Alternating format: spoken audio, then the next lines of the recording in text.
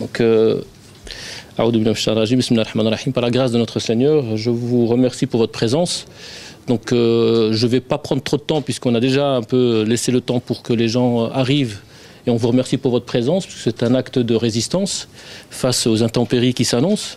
C'est un acte de solidarité et de pédagogie que vous faites en venant aujourd'hui dans une soirée qui n'est pas nécessairement très emballante au sens du sujet qui vous est proposé. Ce n'est pas un sujet au sens à débattre au sens d'une conférence. C'est vraiment une soirée d'information et de réflexion sur un sujet qui est très certainement dans la communauté majoritairement musulmane ici à Bruxelles, très, on va dire, marginalisée, puisque la majorité de la communauté musulmane ici à Bruxelles est d'origine marocaine et turcophone. Et très souvent, la question d'excision n'existe pas, même de manière ancestrale, elle n'existe pas dans ces régions, dans ces contrées. Mais au sein d'European Muslim Matter qui vous accueille aujourd'hui en cette soirée, il était nécessaire que les musulmans ici à Bruxelles, capitale de l'Europe, puissent avoir une parole audible sur ces sujets pour que vous soyez des relais, des fusibles de pédagogie et d'écoute par rapport à ces sujets qui touchent foncièrement une population de plus en plus grandissante, puisqu'on a des phénomènes de migration, qui ne sont pas des migrations purement économiques, mais des migrations liées parfois à des conflits dans certaines régions du monde, et notamment dans l'Afrique subsaharienne. Et moi, en tant qu'Afro-Européen, parce que très souvent on nous considère comme issus de la Maghrébie qui n'existe pas, hein, souvent on nous identifie comme étant des Maghrébins. Moi, je suis africain et je l'assume. Et je suis un Afro-Européen, comme dirait, ou paraphraser Malcolm X, qui avait identifié son rapport à ses racines comme étant un Afro-Américain. Il faut que ça doit pas être un slogan, mais ça doit être une visibilité du sens qu'on peut donner à nos racines. Et qu'on ne peut pas vivre ici en Europe sans que l'Europe nous considère à part entière, c'est-à-dire avec ses racines qui, effectivement, ont une réalité liée à la culture, liée également à la spiritualité, puisque European Muslim Matter s'identifie comme un groupe de réflexion, un think tank, mais avec une valeur ajoutée, une VA qui est celle de l'islam. Quelle perception peut avoir aujourd'hui des intellectuels, notre directrice ici présente qui est doctorante, qui a également énormément travaillé sur le terrain, sur la question du féminisme musulman, le président que vous connaissez tous, qui est une sorte d'icône aujourd'hui pour toute une série de sujets, a été parmi les premiers à travailler sur le terrain sur une série de questions, notamment donc, le professeur Tariq Ramadan. Donc on s'est dit effectivement qu'il était nécessaire qu'on puisse, nous les musulmans, ici à Bruxelles et en Europe de manière générale, pouvoir partager avec vous des sujets qui sont très souvent discutés en haut, puisqu'aujourd'hui la question de l'excision est une question, ou en tout cas ce qu'on appelle aujourd'hui les mutilations génitales que subissent les femmes ici en Europe deviennent de plus en plus une réalité européenne. Plusieurs pays européens ont des populations qui sont des populations, ce qu'on appelle les nouveaux migrants, les populations venues notamment de l'Afrique subsaharienne.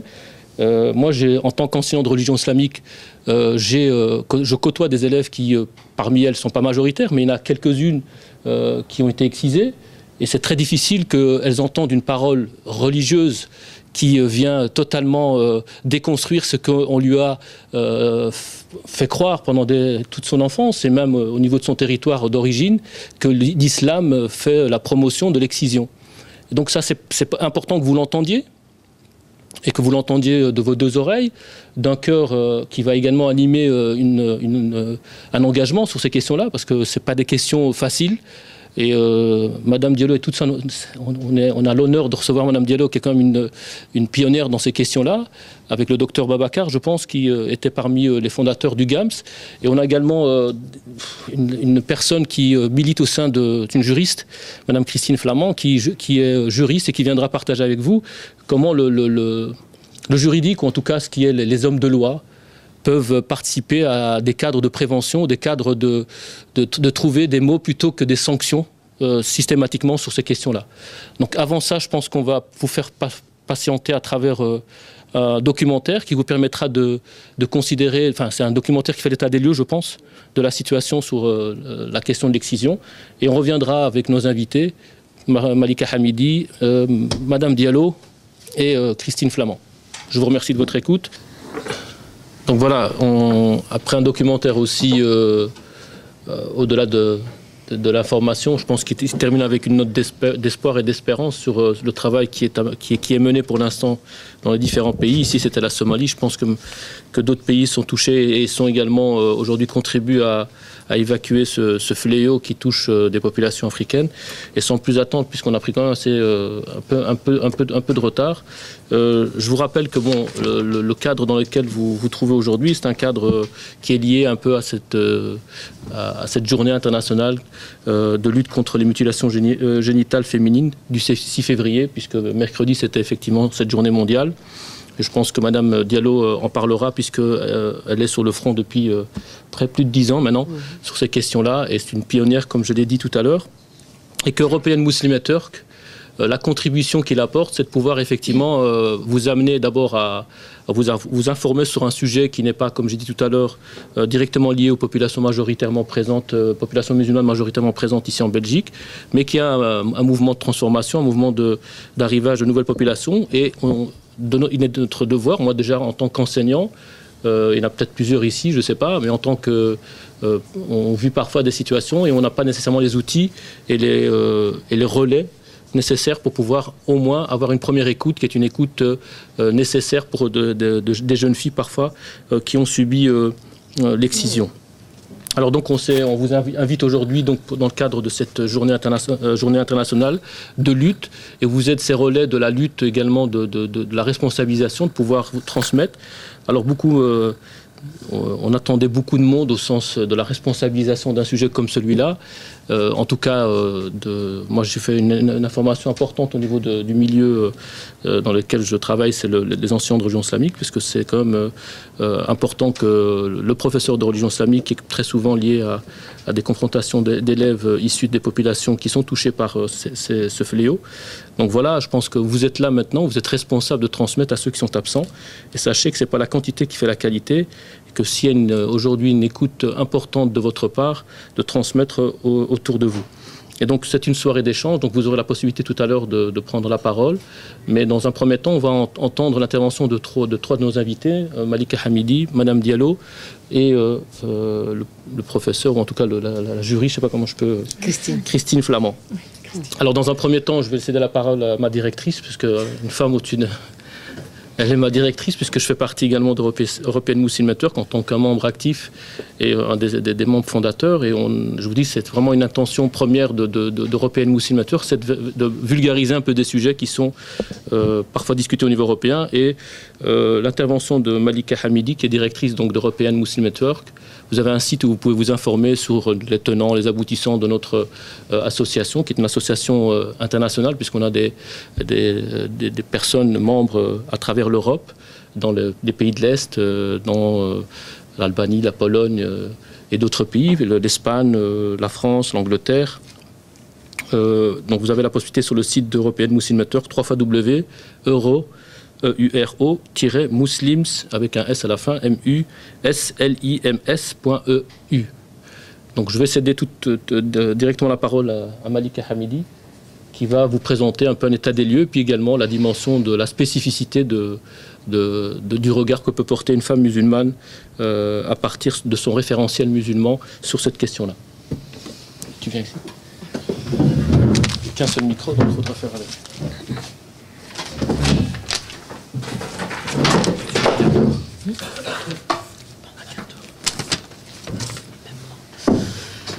Oh là, c'est bizarre, hein, ouais.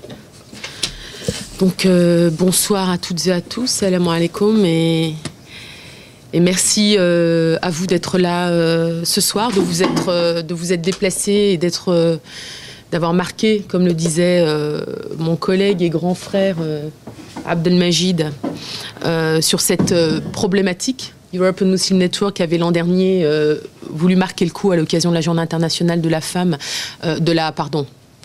c'est dans un mois ça. C'est dans un mois, oui. La Journée internationale de lutte contre l'excision, nous avons souhaité marquer le coup à travers la publication d'un communiqué de presse. Et puis cette année, on a fait le pari d'une rencontre pour sensibiliser les communautés musulmanes, en sachant qu'évidemment, la communauté musulmanes, marocaines, turques ne se sentent pas véritablement concernés pour ce problème qui est un problème africain, mais dont nous pensons qu'au nom de leur propre foi, puisque c'est souvent au nom de l'islam que l'on attribue cette pratique ancestrale barbare d'un autre âge, au nom de leur foi, puis au nom de la dignité humaine, surtout et avant tout, que les musulmans, en tout cas, devaient prendre leurs responsabilités. Alors ici, ce soir, on n'est pas là pour proposer des actions concrètes, mais déjà d'impulser un débat, une réflexion sur cette question. Et c'est pour cela que nous avons souhaité avoir Kadiatou, qui est une véritable cheville ouvrière aujourd'hui sur le terrain, dans le cadre du GAMS. Elle fait un travail extraordinaire auprès des populations les premières concernées par cette souffrance, un travail d'accompagnement, et puis elle en parlera. Et puis merci aussi à Christine d'être là ce soir, et alors elle va pouvoir apporter des réflexions sous l'angle juridique, puisque, comme vous le savez certainement, beaucoup d'États européens ont légiféré sur la question. Alors, en guise d'introduction, quelques chiffres. Alors, selon les Nations Unies, nous avons aujourd'hui entre 100 millions et 140 millions de femmes qui sont excisées. Et avec les flux migratoires, comme l'avait précisé Abdelmajid, c'est un phénomène qui est devenu européen. Aujourd'hui, d'après le Parlement européen, vous avez environ 500 000 femmes, jeunes filles, qui sont excisées, qui vivent en Europe et qui sont excisées, dont à peu près 180 000 pourraient même avoir été excisées sur le sol européen. Puisque c'est une pratique, et il y avait eu il y a quelques années le procès de cette femme en France, de cette exciseuse qui pratiquait donc en pleine région parisienne. Donc c'est vrai que là, ce qu'on vous renvoie ce soir, c'est peut-être une réalité. Moi, je me souviens qu'après la conférence que j'avais faite il y a 2 ans, dans le cadre du colloque, des personnes étaient venues me voir après parce que ils s'étaient étonnés de savoir que c'était une réalité clairement européenne, de voir qu'en Europe, des femmes sont excisées, et aussi sur le sol européen. Alors, aujourd'hui, des États européens légifèrent, et puis, de la même manière, il y a les communautés musulmanes qui condamnent avec force et détermination, et là, je rebondirai sur ce magnifique documentaire, moi, que je ne connaissais pas, mais qui est un documentaire, pour moi, c'est un espoir vers l'avenir, de voir comment sur le terrain, ce magnifique voyage en Somalie, et de voir comment sur le terrain, des gens du terrain, des acteurs religieux, avec les ONG travaillent ensemble, main dans la main, pour lutter contre cette pratique culturelle. Et donc, c'est formidable de voir un petit peu la manière dont on réforme les mentalités, le fait de voir aussi ces femmes exciseuses qui, aujourd'hui, abandonnent cette pratique. On voit la femme à qui on a proposé même 3 fois le prix pour faire exciser la petite fille, et puis qui refuse parce qu'elle a compris que c'était contraire à la religion.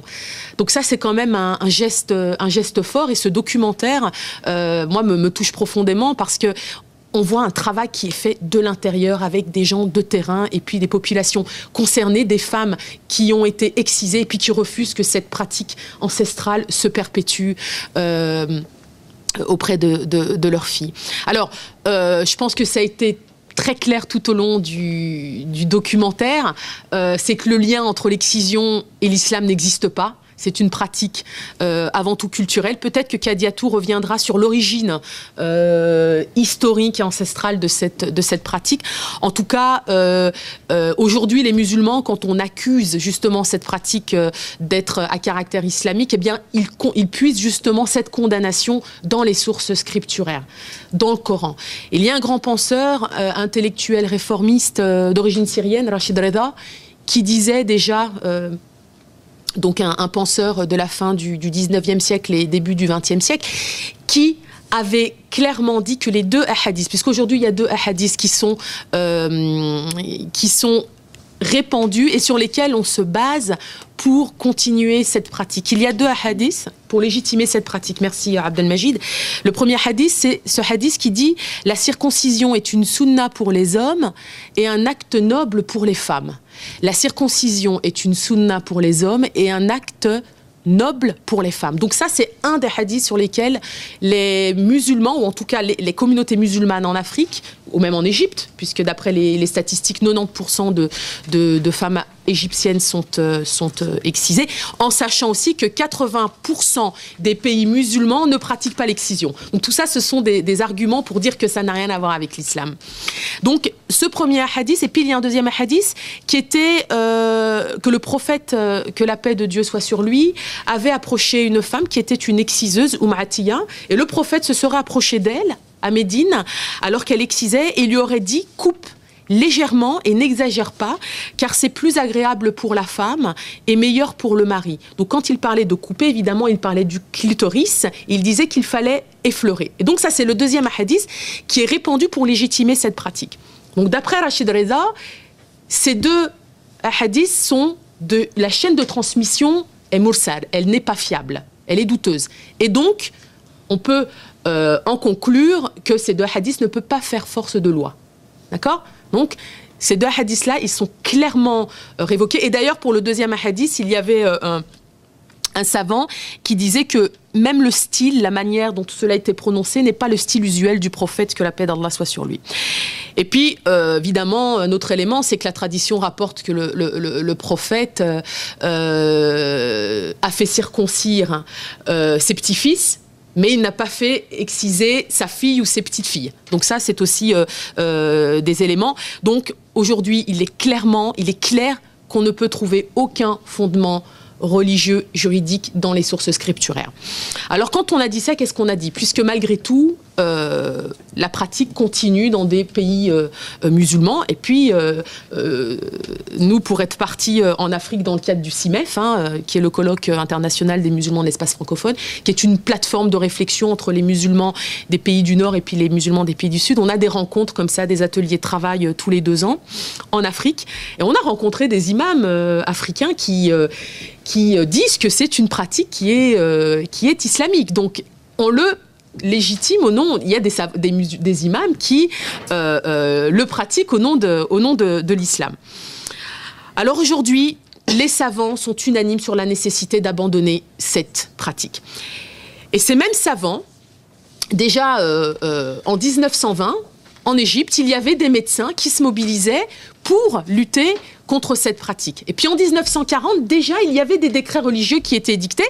Et puis encore plus récemment, en 2006, Ali Joumoua, moufti d'une des sphères religieuses, des plus hautes sphères religieuses, des instances religieuses les plus hautes, en tout cas la sphère religieuse hautement respectée par le monde sunnite, qui a fait une fatwa et qui a dit que la pratique de l'excision, c'est une atteinte à l'espèce humaine. D'accord ? Donc ce sont les instances religieuses qui décrètent des fatwas pour lutter contre cette pratique. Alors les leaders religieux s'activent et puis en 2010, pour en revenir à une période un peu plus contemporaine, en 2010, donc il y a 2 grands colloques qui ont eu lieu. Un en Mauritanie, qui avait été organisé par le Forum de la pensée islamique et du dialogue entre les cultures, qui avait rassemblé une trentaine de dignitaires religieux, de savants, et pendant 2 jours, ils ont débattu de cette question. Et toujours dans un cadre islamique, à partir du référentiel islamique. Et c'était une première dans le monde musulman qu'il y ait ces rassemblements. Et puis il y a eu un deuxième colloque au Mali, qui a été, dont le résultat de cette rencontre a été la déclaration dite de Mopti. Et cette déclaration reprenait divers principes, dont des principes islamiques qui rappelait à l'ordre le fait que l'islam est avant tout une religion qui protège la vie et qui respecte le corps de l'homme comme de la femme. Et que donc, comment pourrions-nous infliger un acte de souffrance, cette torture à une petite fille ? Donc la question est tranchée sur le plan islamique, sur le plan religieux, la question, elle est tranchée. Et pourtant, quand on en arrive sur le terrain européen, et là, Kadiatou aura beaucoup plus d'arguments pour développer cet aspect-là.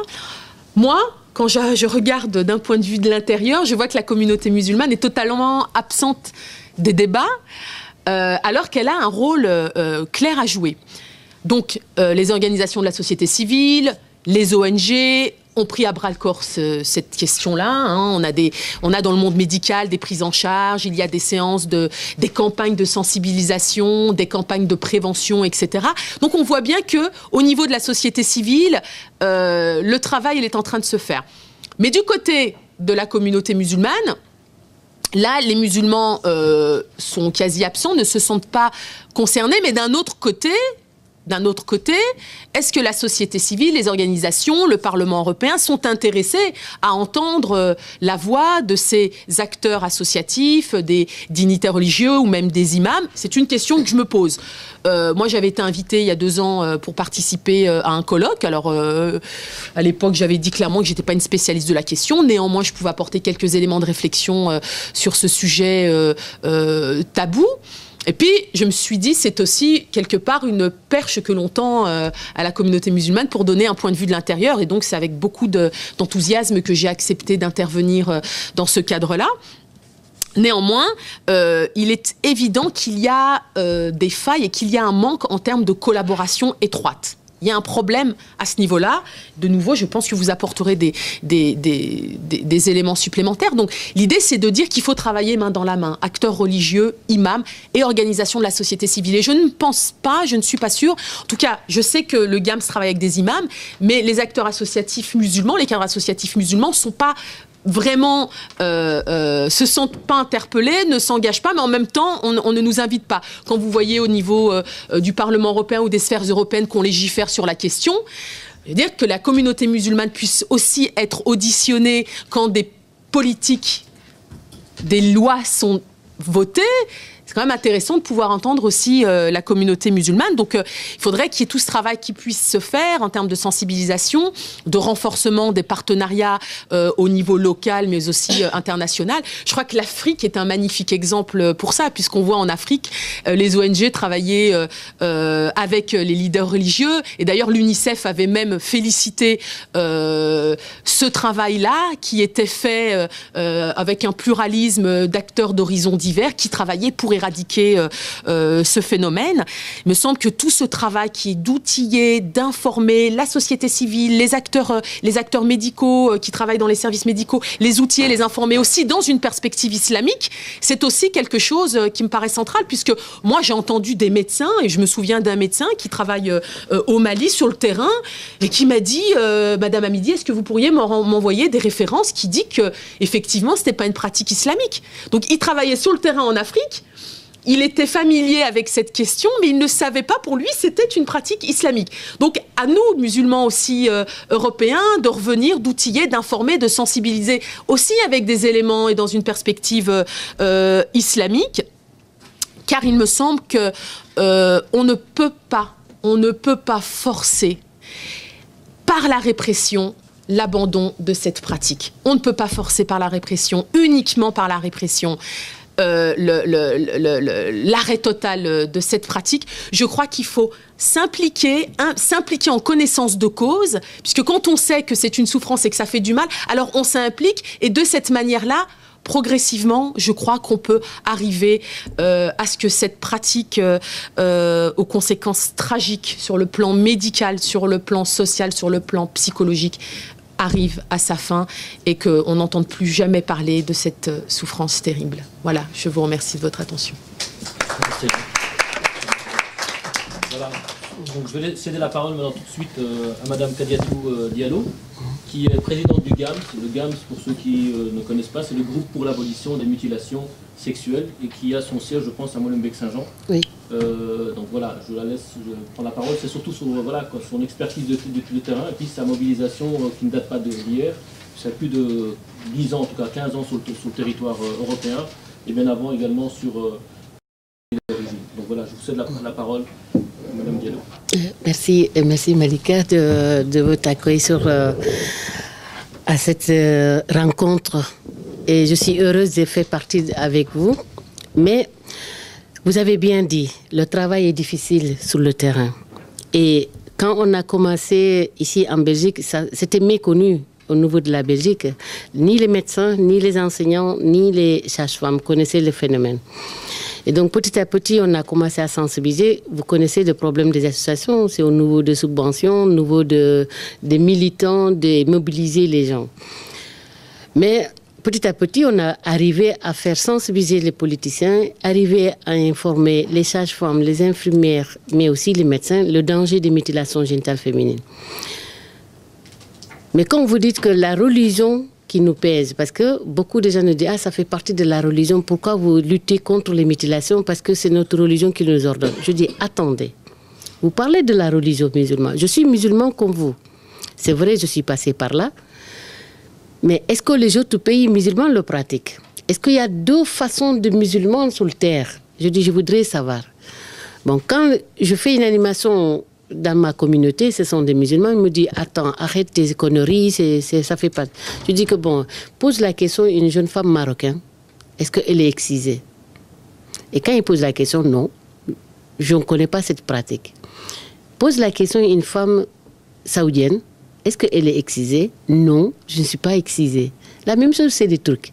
Je dis, est-ce que l'islam, il a deux façons? Pourquoi nous, on va le pratiquer et les autres pas? Elle me dit, oui, mais parce qu'ils ne respectent pas la culture. Je dis, mais la culture, la tradition et la religion, ça fait deux choses différentes. Je dis, ce que nous pratiquons, ça vient du temps du pharaon. Et le pharaon existait avant les religions. Et donc, pourquoi nous, on va devoir suivre ce phénomène-là et on doit continuer à mutiler nos enfants et fermer les femmes? Mais en ce moment-là, quand c'est question de religion, je heurte sur un mur très dur. Mais quand même, j'ai eu la chance de rencontrer d'autres savants qui ont l'esprit ouvert et qui disent, écoutez, ça ne fait pas partie de notre religion. C'est une culture, c'est une tradition. Ce qui fait que dans notre travail, la complication, c'est les femmes eux-mêmes qui ont subi les mutilations et qui ne vont pas lâcher parce qu'on a dit que si tu n'es pas excisé, tu ne vas pas trouver un mari. Et donc là, vous avez entendu les maris sur le reportage, les conséquences et les difficultés qu'ils ont eues avec leurs épouses. Et maintenant, quand on pose une question à un homme sénégalais ou un Guinéen ou un Malien, il ne veut pas te répondre à cette question. Mais si moi je pose la question en disant que est-ce que vous avez eu une relation harmonieuse avec votre épouse? Et essaie de trouver une autre manière de me répondre. Et quand je pose la question, est-ce que la femme n'a pas de droit d'avoir une satisfaction? On envoie nos enfants dans la prostitution. Je dis, mais c'est deux choses différentes.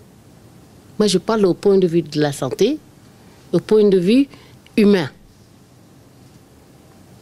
Mais toujours la réponse est que j'ai en train de piétiner sur la religion. Et je suis très contente. Aujourd'hui, il y a une organisation qui occupe pour informer les musulmans. Et tous les musulmans, pas seulement les Turcs, ce n'est pas seulement les Marocains, mais que tout ce qui dit Allah proportion, ils croient à ça, que la culture elle-même. Et chaque fois que je fais une animation et je dis que la culture, ce n'est pas figé, ça se évolue avec le temps. Je donne un exemple, par exemple. En Chine, à l'époque, il y a plus de 200 ans, qu'est-ce qu'ils faisaient pour la noblesse? Une petite fille qui est née, qu'est-ce qu'on fait? On casse le pied, bandé, pour que ça reste petit. Mais aujourd'hui, on ne le trouve pas, parce qu'il y a eu tout un travail qui a été fait sur le terrain. Ils ont montré qu'il n'y a pas de raison de plier les pieds des enfants. Aujourd'hui, dans certains pays africains, vous voyez les coups de girafe. Et c'est aussi en train de disparaître. Pourquoi pas l'excision? Et donc, depuis 1996 qu'on a commencé à faire la sensibilisation et l'information. C'est vrai, au début, c'était très difficile. Il fallait se accrocher, il ne fallait pas lâcher. Mais on commence à obtenir les résultats. Parce qu'il y a eu des lois qui l'ont interdit au niveau de la Belgique. Il y a eu de la formation maintenant dans les écoles. On a eu des degrés qui interdisent toute personne venant des pays où on pratique des mutilations. En partant en vacances, les médecins, ils sont là. Vous dites que oui, tu pars en vacances, mais l'enfant, elle doit revenir telle qu'elle est. La dernière fois, là, je crois que c'était en 2011, là, qu'on a voulu lire le Fatwa sur moi, parce qu'on a voulu sauver un enfant guinéen. Ils étaient prêts à aller dire des tas de choses sur moi dans les petites mosquées ici à Molenbeek, à Escarbek et Anderlecht. Mais heureusement, il y a un homme qui a été aussi dans la même clinique et qui a amené sa petite fille pour un vaccin. Et le médecin l'a expliqué qu'il a eu le problème avec cette Guinéenne. Et celui-là, vite, dès qu'il a sorti de là, il a allé dire aux chefs de musulmans guinéens qui sont ici, comment dirais-je, à Rue de Brabant, attention, si on lit le fatwa sur Madame Diallo, ça va retourner contre nous parce que le monsieur a menti. Elle n'est pour rien. C'est le médecin qui l'a expliqué, elle ne peut pas exciser son enfant. Et d'ailleurs, avec Christine, on l'a informé, la loi, qu'est-ce que ça peut être contrôlé après s'il a fait et tout ça. Lui, il a dit c'est une culture de chez moi. Ici, c'est une loi, mais chez moi, c'est une culture. Et donc, il commence à dire que, bon, ça veut dire que la culture est beaucoup plus forte que la loi. Mais qu'est-ce que le délégué des droits de l'enfant a fait? C'est d'avertir le juge, et puis ils ont récupéré les enfants. Ils les ont gardés pendant 3 semaines dans un centre d'accueil. Mais c'était pour... Tout ça, ça n'arrive pas. C'est pour vous dire que, bon, du fait qu'on ne doit pas être seul sur le terrain, comme votre directrice a dit, c'est un travail de chacun de nous, d'apporter chacun de ce qu'il peut faire et informer les gens. Si on travaille main en main, ensemble, on va y arriver. Et aussi, ça va mettre en l'honneur de notre religion, parce qu'elle n'est pas si mauvaise. C'est certains musulmans eux-mêmes qui mettent des choses sous le nom de l'islam. Et or que ce n'est pas quand ils ne connaissent pas les textes, il faut te poser la question, aller chercher ailleurs avant de dire c'est ça que l'islam est. Chaque fois qu'on me dit ça, je dis bon, Dieu il a un gros dos, le prophète Ahmed, on le met toujours sur son dos. Je suis désolée, moi quand tu me dis c'est la religion musulmane, c'est comme ça, je vais te demander les textes et les hadiths et tu me le confirmes. Et en ce moment-là, je baisse les bras. Mais tant que tu ne peux pas montrer ça, je te dirai niet.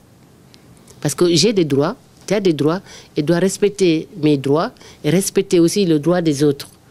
L'intégrité physique des gens. On ne doit pas, en aucun cas, dire que cette pratique, ça fait partie de la religion. Je ne sais pas, peut-être je ne saurais pas dans ce monde, mais un jour, on va dire que c'est... Il y avait certains siècles, on parlait de l'excision, mais ça n'existe plus.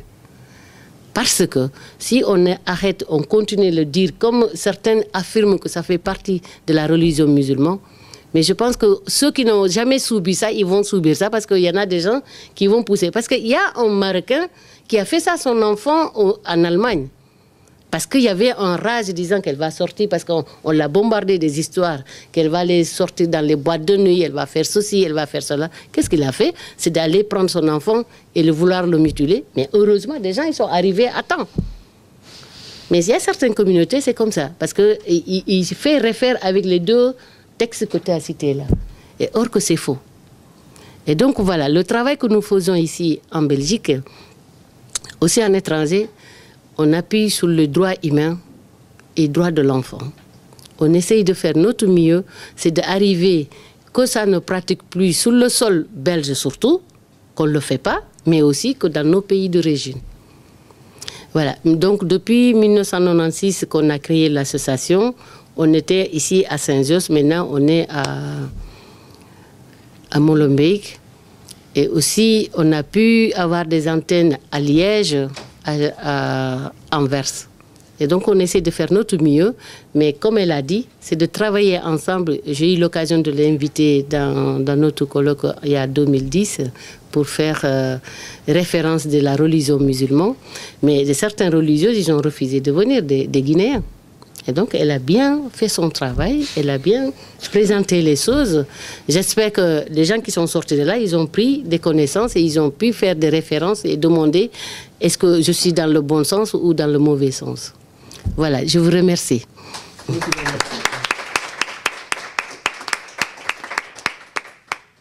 Sans plus attendre, pour pouvoir vous laisser après la parole, pour pouvoir poser vos questions, vos interrogations, vos réflexions, c'est de la parole à Christine Flamand, qui est donc licenciée en droit, et spécialiste en droit des étrangers et des réfugiés. Elle travaille aux différentes associations, depuis 1994 dans une association qui s'appelle le CVAR, Comité belge d'aide aux réfugiés. Et l'ADDE, je vais vous citer parce que c'est important, parce que vous travaillez dans plusieurs champs, Oui. et surtout en amont de cette problématique, c'est l'accueil des réfugiés. L'ADDE, qui est une association pour la défense des droits des étrangers, et elle est consultante pour l'Agence des Nations Unies pour les réfugiés. Et aujourd'hui, effectivement, le travail est au sein d'Intact, donc l'ASBL, au sein de laquelle elle milite et elle travaille depuis août 2010 comme juriste et chargée de projets sur les questions d'asile et de la prévention des mutilations génitales féminines. Ici en Belgique, bien entendu.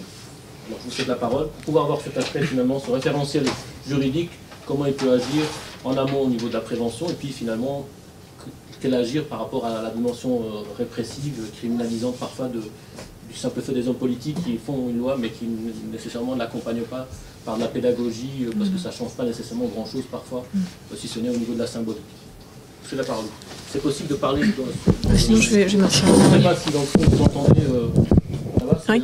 stéréo même. Bonjour à tous, et bonsoir plutôt à tous, et un grand merci à l'European Muslim Network de nous avoir invités.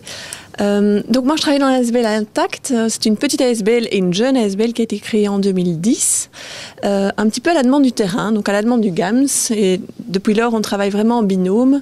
Le GAMS donc fait vraiment de la sensibilisation avec les communautés sur le terrain, et puis ils nous ont demandé, le terrain sur le terrain, ils se sont rendus compte qu'il manquait un pendant un peu juridique pour que l'information juridique soit relayée par d'autres que eux, et que si eux, dans leur sensibilisation, remarquaient qu'il y avait peut-être un risque pour une fillette d'être excisée ou qu'ils étaient confrontés à un risque d'excision qui venait de professionnels par ailleurs, mais qu'ils puissent relayer ces cas-là à Intact pour que nous, au niveau de notre ASBL, on puisse outiller les professionnels dans la prise en charge d'un risque d'excision.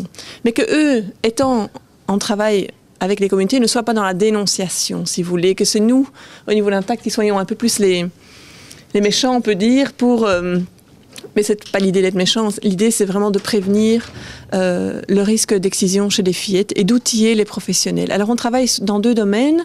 Il y a le domaine de l'accompagnement des demandeurs d'asile, on en a parlé brièvement, mais c'est important de le dire, puisque les questions d'excision sont considérées comme une violence liée au genre qui peut entrer en considération pour obtenir un statut de réfugié. Donc c'est une violence liée au genre qui est aussi spécifique à la femme et à l'enfant et qui peut donc dans certaines circonstances donner droit au statut de réfugié. On essaye nous d'accompagner les demandeurs d'asile dans ce cheminement qu'est la procédure d'asile et qui est vraiment pas une procédure simple pour qu'elles puissent faire valoir leur voix. Parce que c'est pas facile pour les femmes qui arrivent ici de certains pays en conflit et qui ont en plus ce problème d'excision et de risque d'excision pour leurs enfants, de s'exprimer devant une administration dans le cadre d'une procédure d'asile. Donc ça, c'est un premier volet. L'autre volet, c'est vraiment de travailler sur la question de la protection nationale, comme on l'appelle nous, c'est d'encourager la protection des fillettes ici contre l'excision. Et ce cas de figure se représente surtout quand les familles veulent envoyer des fillettes pendant les vacances scolaires en voyage vers le pays d'origine, parfois avec l'intention de les faire exciser là-bas pour répondre souvent à la pression de la famille qui attend en fait que les fillettes rentrent au pays pour être excisées. Et donc, les cas où on a eu à travailler ensemble avec des professionnels, c'est vraiment des cas où on voulait envoyer les enfants vers le pays d'origine pour les faire exciser là-bas. Alors peut-être vous rappeler que depuis 2001, il y a un article de la loi pénale qui punit donc l'auteur, le co-auteur, le complice ou l'instigateur de mutilation génitale féminine. Je vais peut-être vous le lire très brièvement. C'est donc une peine de 3 à 5 ans de prison qui est prévue pour quiconque aura pratiqué, facilité ou favorisé toute forme de mutilation des organes génitaux d'une personne de sexe féminin ou tenter de le faire avec ou sans son consentement. Donc, c'est une loi qui a été prise en 2001. Je crois que le GAMS a fort milité pour qu'il y ait cet article de loi et a fait tout un lobbying pour que cette loi existe. Mais c'est pas ça qui arrange finalement un peu nos affaires, si on veut, puisque ce qui a manqué, je pense, au moment de la mise en vigueur de la loi pénale, c'est, comme vous le disiez, un peu cet accompagnement au niveau pédagogique et préventif il n'y a pas eu de mesures de prévention qui ont été prises en même temps que la mise en vigueur de la loi pénale. Il y a eu un plan d'action national qui a intégré, donc de lutte contre la violence intrafamiliale, qui a intégré en 2010 seulement, donc 9 ans plus tard, les questions de mutilation génitale féminine, les mariages forcés et les violences liées à l'honneur. Donc c'est seulement depuis 2010 qu'on a un cadre plus complet pour lutter contre les mutilations génitales féminines. Et ce plan d'action national, pour lequel le GAMS a aussi fait un travail énorme de lobbying auprès des instances qui sont en charge de l'égalité des chances, ont vraiment mis en place, préconisé de mettre en place des formations des professionnels, surtout pour qu'il y ait une détection en fait, d'un risque d'excision, que le signal puisse être saisi quand on est confronté à certaines situations, qu'il y a peut-être un risque ici pour une fillette. Par exemple, si une fillette va dire à sa maîtresse « Ah ben je suis contente, je pars au Mali, j'y ai jamais été, il y a une grande fête qui se prépare pour moi, je vais pouvoir enfin rencontrer ma famille, etc. » Que parfois, il y a aussi une possibilité que l'excision fasse partie de ce projet-là. Et pour ça, d'ailleurs, je pense que c'est important de savoir qu'au Mali, par exemple, il y a une prévalence de plus de 90% de l'excision. Et le GAMS, j'aime beaucoup cette carte parce que pour nous, c'est vraiment un outil très important, indique clairement, donc dans les pays où la pratique est de plus de 90%, ce sont les pays en rouge, là. Et les autres, c'est un peu moins, mais vous voyez que c'est surtout l'Afrique centrale qui est concernée par l'excision.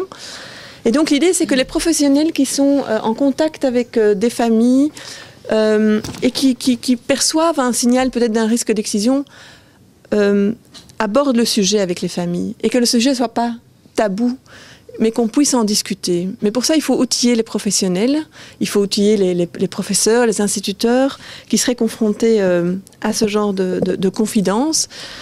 Et ça, en fait, ce qui manque surtout pour l'instant, c'est qu'on n'a pas vraiment de ligne directrice, de savoir comment aborder le sujet avec les familles, une fois qu'on a détecté un risque, ok, alors on va en parler avec la famille, mais comment?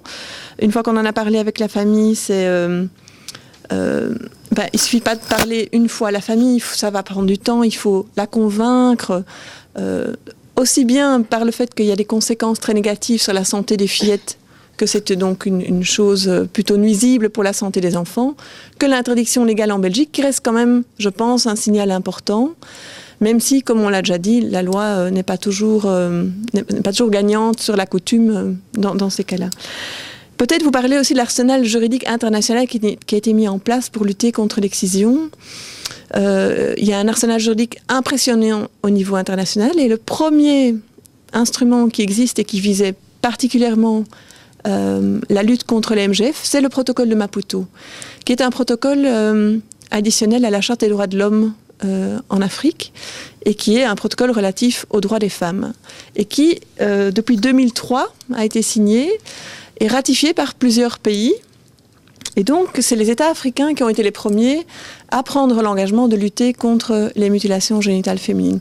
On ne le dit peut-être pas assez, on pense souvent que c'est une histoire de blanc, de lutter contre l'excision. C'est souvent comme ça qu'on le dit. Hein. Quand Kadia parle comme ça, on lui dit qu'elle parle comme une blanche. C'est vrai, toute femme même qui a vécu ça dans sa chair est considérée comme une blanche ou comme une non-croyante peut-être. Mais donc, c'est important de rappeler ce protocole de Maputo qui date de 2003 et qui a vraiment prévu que les États doivent lutter contre les MGF. Depuis lors, il y a plusieurs États africains qui ont des législations dans le pays d'origine, enfin qui ont pris des législations et des législations pénales qui interdisent la pratique. Mais alors là, la difficulté, c'est vraiment la mise en vigueur de ces législations. C'est très difficile pour une famille dans laquelle il y aurait eu, pour une jeune fille qui aurait été excisée ou où il y aurait une menace d'excision, d'aller à la police et de dire je veux porter plainte contre ma famille, même si elle veut aller porter plainte et qu'elle y arrive, on va la renvoyer dans sa famille. C'est le cas par exemple en Guinée, alors que la loi existe là depuis 2001. Vous dire aussi qu'au niveau juridique, on s'attend bientôt, mais alors au niveau du Conseil de l'Europe, donc ça fait 47 pays de l'Union européenne, 47 pays européens, qui vont bientôt, et la Turquie a été le pays européen, si on veut, le plus avant-gardiste, c'est la Convention d'Istanbul, qui a été signée et ratifiée par la Turquie, signée le 11 mai 2011, et qui est une convention relative à la prévention de la violence à l'égard des femmes, donc relative à la prévention de la violence à l'égard des femmes et de la violence domestique. Donc c'est une convention qui encadre finalement toutes les questions de pratiques traditionnelles à l'égard des femmes, mais aussi la violence domestique. Donc la violence conjugale est intégrée dans cette convention du Conseil de l'Europe. Elle n'est pas encore en vigueur, parce que pour qu'elle soit en vigueur, il faut qu'il y ait 10 pays qui la ratifient. Or, pour l'instant, il y a eu suffisamment de signatures, mais il n'y a que 2 ratifications. Et donc on espère vraiment que 2014 sera l'année de la mise en vigueur de cette convention, qui crée un nouveau cadre européen, un petit peu à côté de la Convention européenne des droits de l'homme, pour lutter vraiment efficacement contre les MGF. Tous les pays européens n'ont pas pris de législation spécifique pour lutter contre les MGF, mais même si les pays n'ont pas de législation particulière, comme la France par exemple, ça ne veut pas dire qu'ils ne se sont pas attaqués au problème. La France est l'un des pays où il y a eu plus de condamnations d'exciseuses, mais aussi de parents d'enfants qui ont subi l'excision. Ça peut s'expliquer de différentes façons. Peut-être par l'origine des communautés migrantes là-bas. Ils ont beaucoup de gens de ces pays-là, de l'Afrique de l'Est, du Mali. Du Mali au Sénégal. Et aussi par rapport à tout ce qui est question de prise en charge de la violence à l'égard des enfants. Il y a une obligation de parler. Donc, dès qu'un professionnel est confronté à une maltraitance sur un enfant, dès qu'il constate quelque chose, il a l'obligation d'en référer tout de suite au parquet. Ce qui n'est absolument pas le cas en Belgique, où on a une approche un peu plus... même si on approche une approche très protectrice des droits de l'enfant, je crois qu'on est moins dans la dénonciation, on est moins dans une prise en charge très répressive. Mais je pense que l'idée, c'est de plus vouloir prévenir l'excision par le dialogue avec les parents et pas tout de suite en allant au parquet pour signaler un risque d'excision. Mais c'est quelque chose qui doit exister aussi et qui existe, puisque dans certains cas, on a dû passer par là pour pouvoir protéger les enfants. Mais c'était du protectionnel, ce n'était pas du pénal. Pour l'instant, il n'y a pas encore eu de condamnation sur base de la loi de 2001, donc la loi pénale. Aucune condamnation n'a été prononcée par les juridictions belges pour condamner un acte d'excision. Donc c'est très important de le dire aussi. On a une loi depuis 10 ans, mais il n'y a pas eu de condamnation. Il y a eu quelques plaintes, mais pas de condamnation. Et probablement que le nombre très limité de plaintes s'explique par le fait que c'est quelque chose, évidemment, de très tabou, qu'on a peur de briser une loyauté familiale en allant porter plainte, que ce soit à la police ou au parquet. Et que les professionnels, eux, sont tenus par leur secret professionnel, qui est quand même... qui jusque, je dirais, début 2012, était très très strict. Il y a eu une modification de la législation sur le secret professionnel, l'article 458 bis, en début d'année 2012, et qui a une fonction plus préventive qu'avant. Et donc je pense que du coup, peut-être que les professionnels pourront lever le secret un peu plus facilement pour prévenir des situations de risque d'excision. Voilà, je crois que je vais en laisser là. J'ai brossé le tableau un petit peu en Belgique. Après, je suis ouverte à répondre aux questions, mais je ne voudrais pas trop... Voilà. Donc voilà, vous avez entendu trois moments dans les interventions. Un moment beaucoup plus lié à cette réalité injustement attribuée à l'islam de manière explicite ou implicite, ou parfois même encore aujourd'hui par la promotion de certains imams qui se basent sur des propos totalement infondés juridiquement. Moi, je vous renvoie, puisque Malika a précisé qu'il y a un vrai travail des canonistes, des gens, des savants de la jurisprudence musulmane qui s'attellent pour effectivement également construire un arsenal juridique à partir des textes scripturaires. Et vous avez le Cheikh Al-Qaradawi, qui est un éminent savant, qui est reconnu par ses pairs et qui est le président des savants du monde. Donc avec toutes les traditions des écoles juridiques, parce que c'est aussi un travail assez pointilleux par rapport aux écoles de jurisprudence islamique. Et le Cheikh Al-Qaradawi a un article qu'on pourra peut-être mettre à votre disposition sur le site qui était traduit en très bon français sur le statut juridique de l'excision.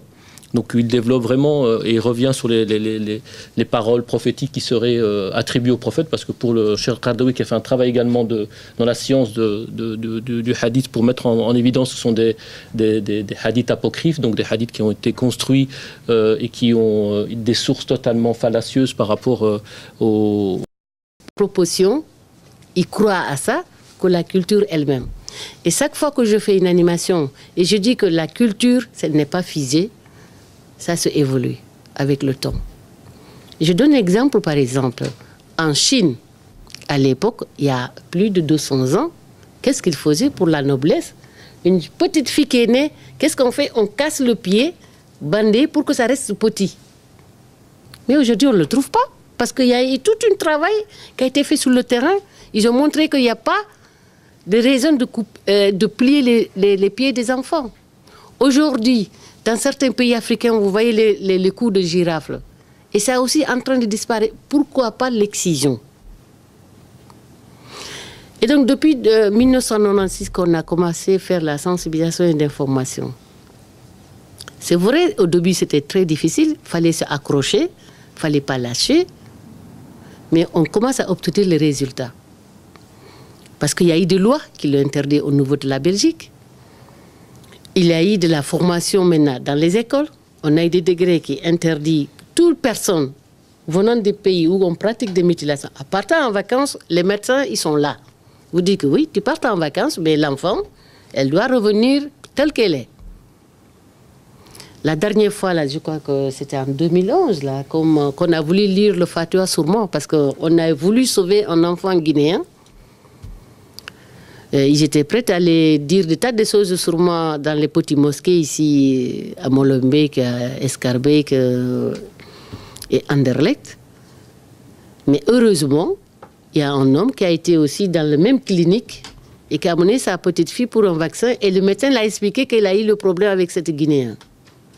Et celui-là, vite, dès qu'il est sorti de là, il a allé dire aux chefs de musulmans guinéens qui sont ici, comment dirais-je, à Rue de Brabant, attention, si on lit le fatwa sur Madame Diallo, ça va retourner contre nous parce que le monsieur a menti. Elle n'est pour rien. C'est le médecin qui l'a expliqué, elle ne peut pas exciser son enfant. Et d'ailleurs, avec Christine, on l'a informé, la loi, qu'est-ce que ça peut être contrôlé après s'il a fait et tout ça. Lui, il a dit c'est une culture de chez moi. Ici, c'est une loi, mais chez moi, c'est une culture. Et donc, il commence à dire que bon, ça veut dire que la culture est beaucoup plus forte que la loi. Mais qu'est-ce que le délégué des droits de l'enfant a fait? C'est d'avertir le juge et puis ils ont récupéré les enfants. Ils les ont gardés pendant 3 semaines dans un centre d'accueil. Mais c'était pour... Tout ça, ça n'arrive pas. C'est pour vous dire que bon, du fait qu'on ne doit pas être seul sur le terrain, comme votre directrice a dit, c'est un travail de chacun de nous, d'apporter chacun de ce qu'il peut faire et informer les gens. Si on travaille main en main, ensemble, on va y arriver. Et aussi, ça va mettre en l'honneur de notre religion, parce qu'elle n'est pas si mauvaise. C'est certains musulmans eux-mêmes qui mettent des choses sous le nom de l'islam. Et or que ce n'est pas quand ils ne connaissent pas les textes. Il faut te poser la question, aller chercher ailleurs avant de dire c'est ça que l'islam est. Chaque fois qu'on me dit ça, je dis bon, Dieu il a un gros dos. Le prophète Ahmed, on le met toujours sur son dos. Je suis désolée. Moi, quand tu me dis c'est la religion musulmane, c'est comme ça, je vais te demander les textes et les hadiths et tu me le confirmes. Et en ce moment-là, je baisse les bras. Mais tant que tu ne peux pas montrer ça, je te dirai niet.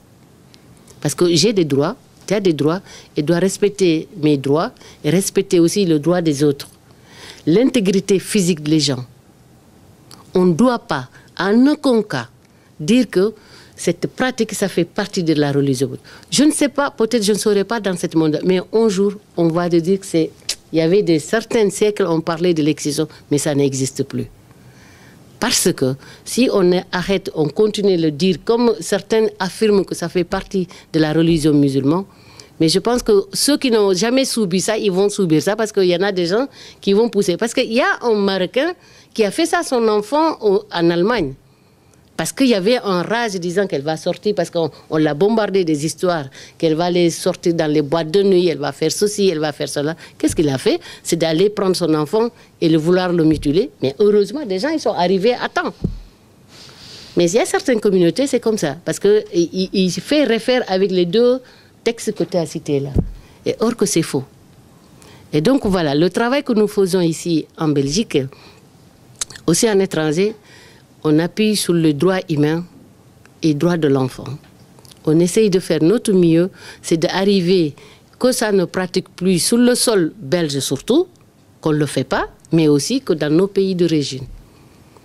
Voilà, donc depuis 1996 qu'on a créé l'association, on était ici à Saint-Jos, maintenant on est à Molenbeek. Et aussi, on a pu avoir des antennes à Liège, à Anvers. Et donc, on essaie de faire notre mieux. Mais comme elle a dit, c'est de travailler ensemble. J'ai eu l'occasion de l'inviter dans notre colloque il y a 2010 pour faire référence de la religion musulmane. Mais de certaines religieuses, ils ont refusé de venir, des Guinéens. Et donc, elle a bien fait son travail, elle a bien présenté les choses. J'espère que les gens qui sont sortis de là, ils ont pris des connaissances et ils ont pu faire des références et demander est-ce que je suis dans le bon sens ou dans le mauvais sens. Voilà, je vous remercie.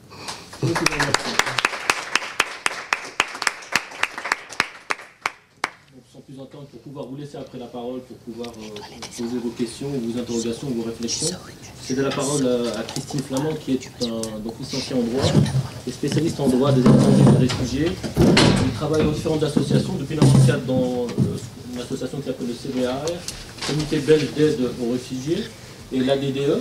Je vais vous citer parce que c'est important, parce que vous travaillez dans plusieurs champs, Oui. et surtout en amont de cette problématique, qui est l'accueil des réfugiés.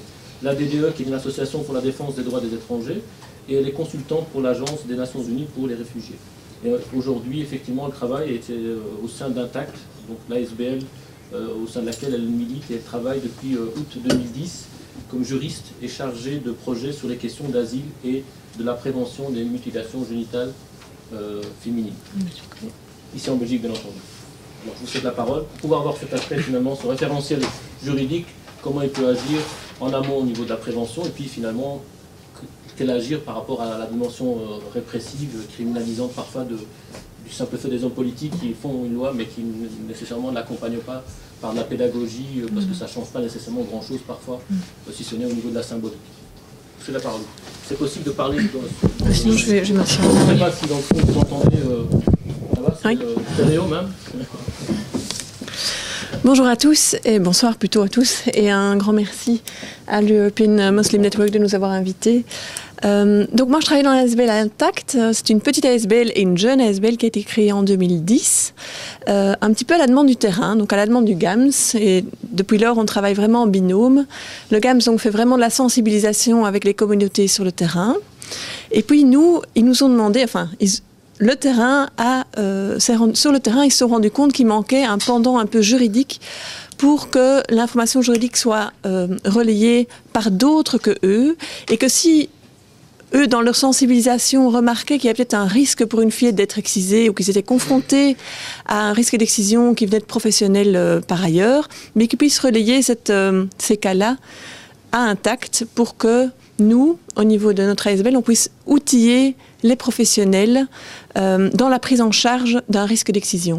Mais que eux, étant en travail avec les communautés, ne soient pas dans la dénonciation, si vous voulez, que c'est nous, au niveau d'Intact, qui soyons un peu plus les méchants, on peut dire, mais c'est pas l'idée d'être méchant, l'idée c'est vraiment de prévenir le risque d'excision chez les fillettes et d'outiller les professionnels. Alors on travaille dans deux domaines.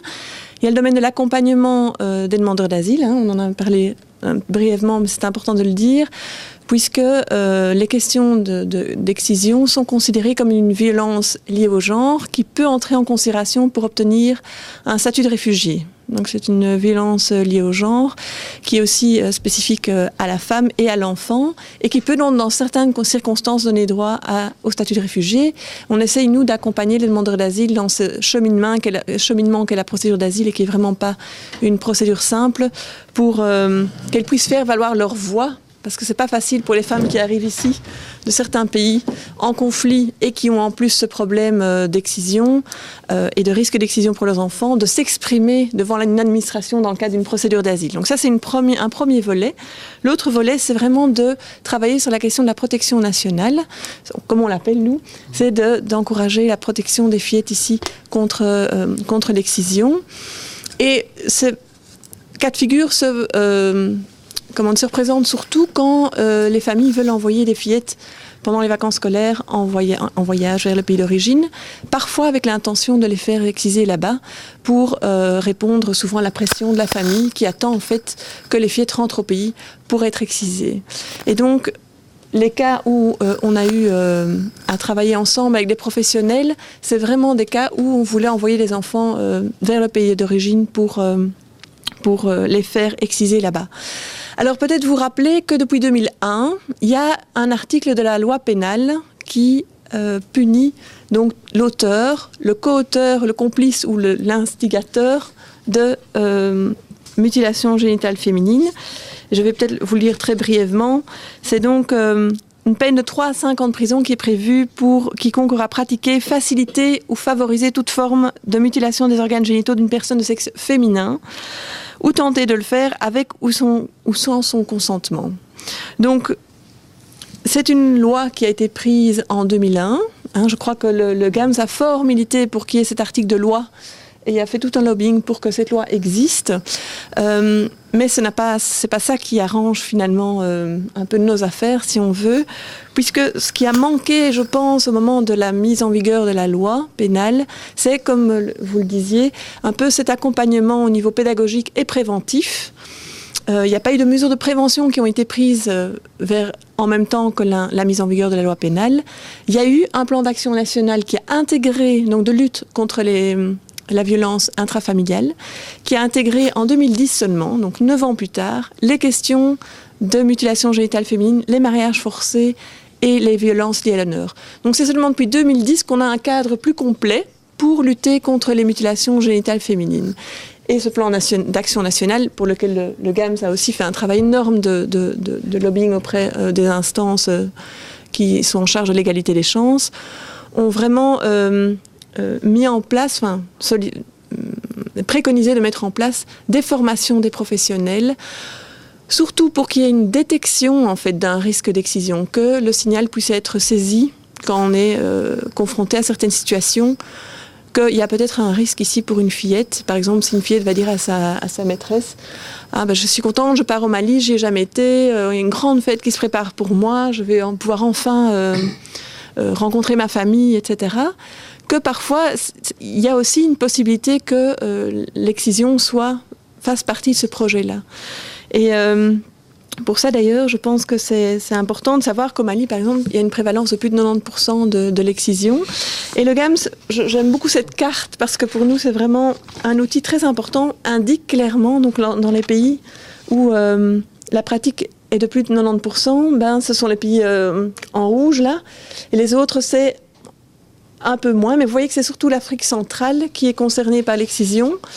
Et donc l'idée, c'est que les professionnels qui sont en contact avec des familles et qui perçoivent un signal peut-être d'un risque d'excision abordent le sujet avec les familles et que le sujet ne soit pas tabou, mais qu'on puisse en discuter. Mais pour ça, il faut outiller les professionnels, il faut outiller les professeurs, les instituteurs qui seraient confrontés à ce genre de confidences. Et ça, en fait, ce qui manque surtout pour l'instant, c'est qu'on n'a pas vraiment de ligne directrice, de savoir comment aborder le sujet avec les familles, une fois qu'on a détecté un risque, ok, alors on va en parler avec la famille, mais comment ?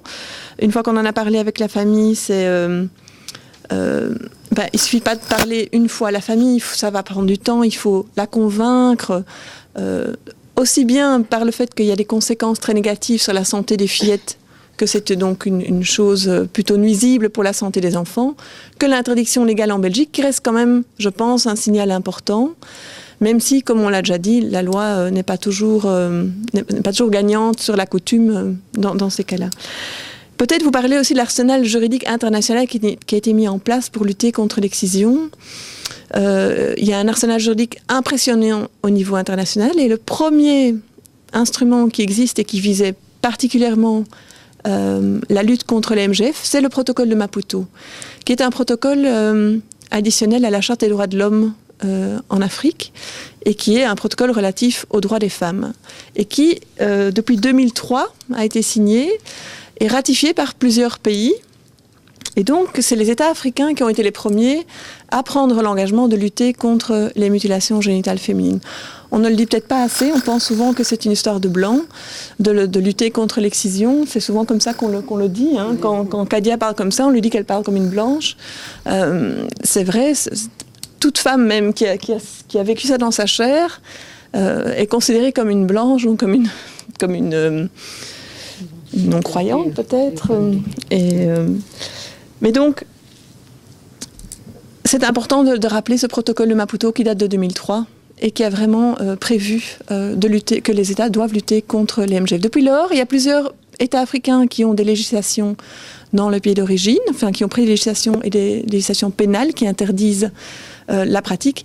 Mais alors là, la difficulté, c'est vraiment la mise en vigueur de ces législations. C'est très difficile pour une famille dans laquelle il y aurait eu, pour une jeune fille qui aurait été excisée ou où il y aurait une menace d'excision, d'aller à la police et de dire je veux porter plainte contre ma famille.